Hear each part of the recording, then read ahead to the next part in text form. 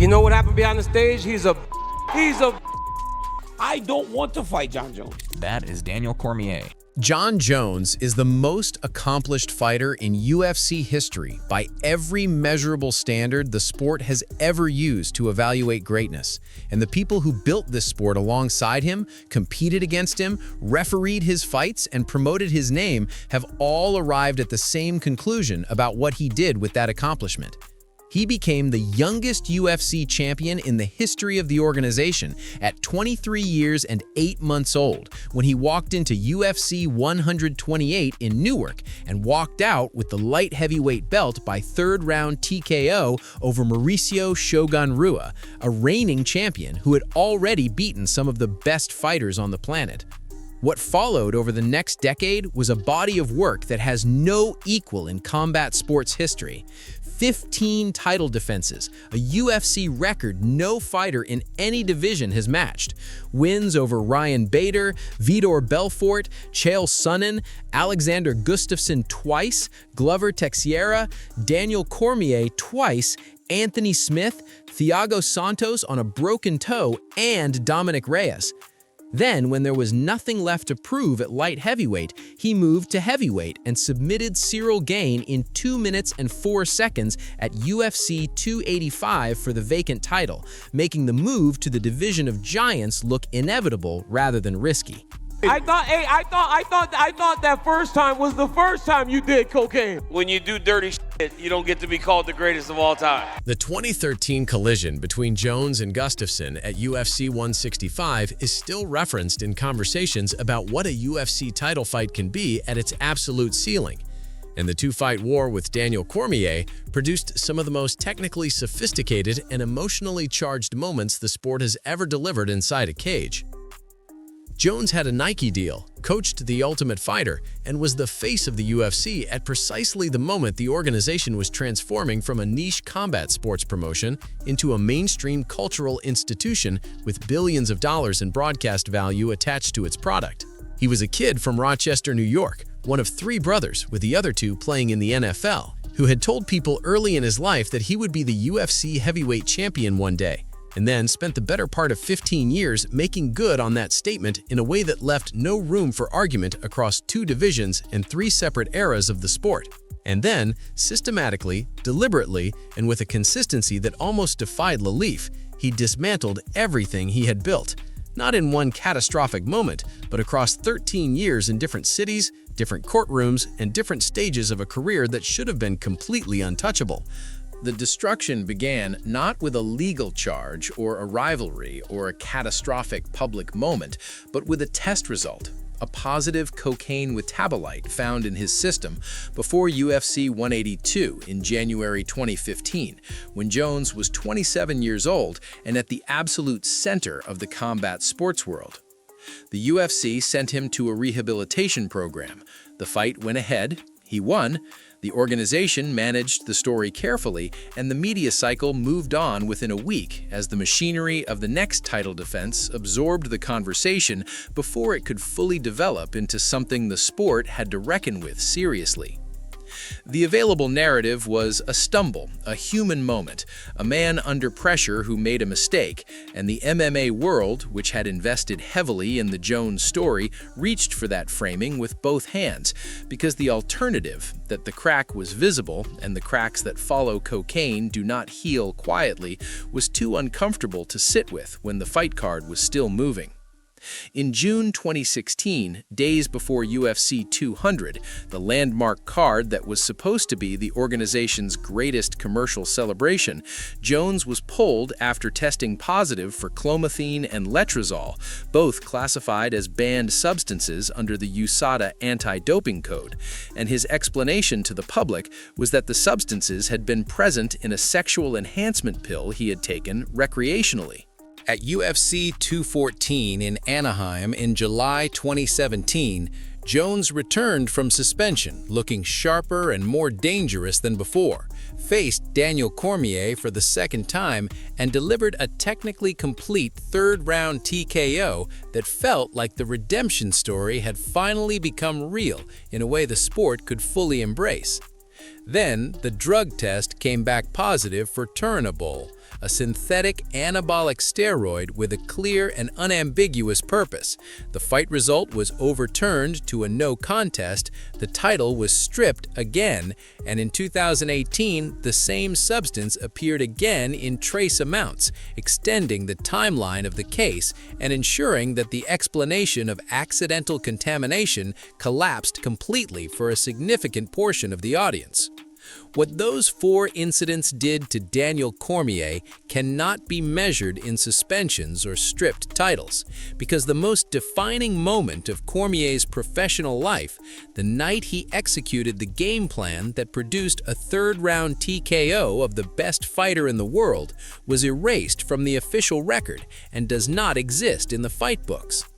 Cormier, a man who competed for his entire adult life without the assistance of banned substances, has carried that erasure in every public conversation about Jones since, and when he delivered the 6 words that have defined every subsequent discussion about Jones' legacy, that when you do dirty, you don't get to be called the greatest of all time, every syllable was forged in the specific heat of watching your greatest professional achievement get wiped from the record by another man's choices. The legal file that was being built alongside the drug testing file contains 6 separate incidents across 13 years in different cities involving different people. And the version of the story where each individual incident examined in isolation might be survivable does not survive contact with the full file.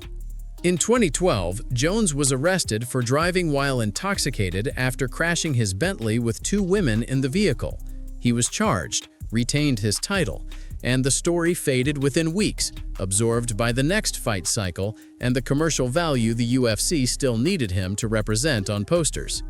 In April 2015, he struck a car at an intersection in Albuquerque driven by a pregnant woman whose arm was broken in the collision, fled the scene on foot, leaving behind the wreckage and the woman, and drug paraphernalia recovered by investigators, was charged with a felony, received probation, came back, reclaimed the belt, and the sport let him.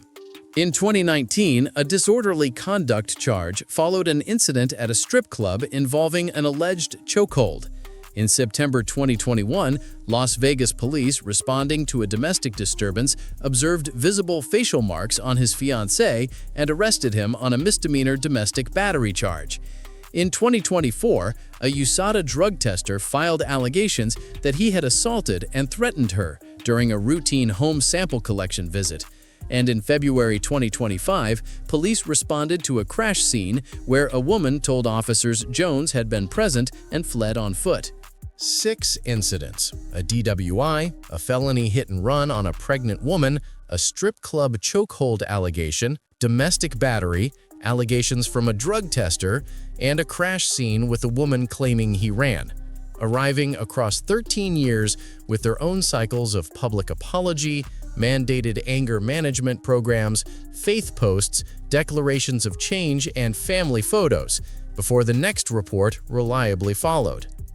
John McCarthy, who has refereed MMA for 30 years and is one of the foundational names of the UFC's competitive infrastructure, made a public claim on a widely distributed podcast in 2025 that the MMA world has not been able to stop discussing, attaching his name to an unverified allegation about Jones's conduct, knowing full well what he was saying and who he was saying it about. The drugs eroded the sporting legacy. The legal file eroded the personal one, and together they built a case across 13 years that the legends of this sport, the people with the most credibility and the most standing to deliver a verdict, have stated publicly and without ambiguity reached the same conclusion. Daniel Cormier sits behind a broadcast desk and says he does not want to fight Jones again, not because the competitive fire is gone, but because he has already made his assessment of who Jones is and what he represents, and the sport, he says, should move on too. The Cormier rivalry is the clearest lens through which to understand what Jones's choices actually cost the people closest to him, because the rivalry began in contempt and never found the clean ending that would have allowed either man to leave it behind completely. At a Team USA wrestling camp in 2014, a training environment and not a staged media moment, Jones and Cormier brawled in a shared physical space that had become untenable because the mutual contempt between them had concentrated to a level that no professional distance could contain, and Jones was fined $50,000 for his role in that confrontation. While Jones cycled through suspensions and absences, Cormier became extraordinary on his own terms, claiming the light heavyweight title in Jones's absence and then moving to heavyweight and winning that title too, becoming one of only a handful of two-division champions in UFC history and one of the greatest fighters the sport has ever produced by any honest accounting. The most meaningful professional moment of Cormier's career, the UFC 214 third-round TKO, that should have settled the rivalry definitively and walked him out of that chapter with the result the record books would hold forever, was dissolved by a drug test and converted into a permanent, unanswerable question about what would have happened in a version of that fight where both men were competing on equal terms. Tom Aspinall waited as interim heavyweight champion, publicly and repeatedly requesting the unification fight that would settle the question of who held the real belt, while Jones cycled through negotiations, cited injuries, referenced contract disputes, and ultimately stepped away without ever accepting the fight or providing a satisfactory explanation for why he would not. The MMA world used for this was not complicated. They called it ducking, and the consequence Jones could not have designed worse if he had tried was that by declining to fight Aspinall and eventually retiring, he handed Aspinall the undisputed belt without the fight that should have been the defining moment of both their careers. The strategy that was supposed to protect the record became the thing that emptied it of its final meaning, because Jones vacated the division without settling his unfinished business in it, and the division promoted itself in his absence and moved forward without looking back or acknowledging what had been left unresolved. Dana White built the biggest card in the organization's history at the White House, and Jones's name was not on it. And when White explained the decision, he did not manage it with diplomatic care, saying directly and on two separate occasions with identical finality that there was no way in hell he was putting Jones on the card, no matter what the money was. Jones's response to being excluded from the White House card was a tweet storm that he later deleted, accusing the UFC of negotiating in bad faith from the beginning and conducting a process that was never real and always going to end with him excluded, while the organization extracted whatever leverage his name provided from the conversation.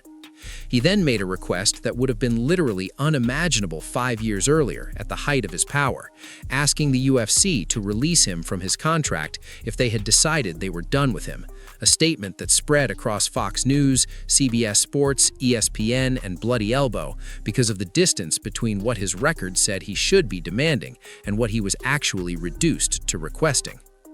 On June 21, 2025, Dana White announced that Jon Jones had retired, the announcement framed not as a celebration but as a transition, Jones out and Aspinall in as undisputed heavyweight champion, the division moving forward without ceremony or backward glance, the throne filled within hours of the announcement.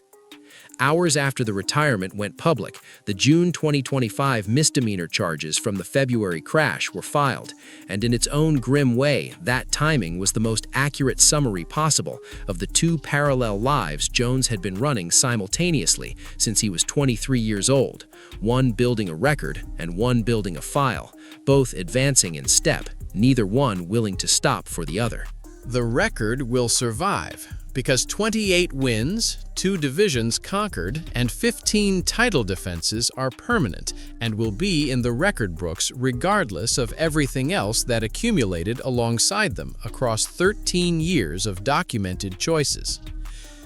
What the record cannot answer, and what the statistics cannot resolve, is the question of what those achievements mean when they were built alongside, and in some cases directly contaminated by 13 years of the other file. The drug tests that altered the outcomes of title fights, the legal incidents that built a picture of a man whose relationship with accountability was never stable, and the promoter who made him a star publicly refusing to book him on the biggest card in the organization's history because the risk of what he might do was too great to accept.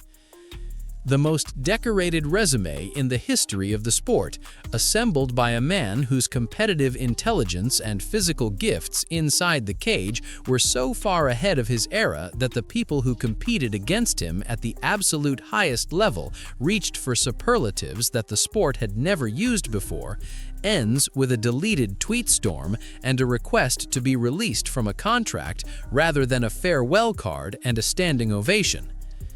The greatest fighter who ever lived, defeated in the end not by anyone who shared a cage with him, but by himself, across 13 years and 6 incidents and 4 positive tests and 1 resume that should have been the most untouchable thing in combat sports history, but never quite managed to escape what was being built alongside it.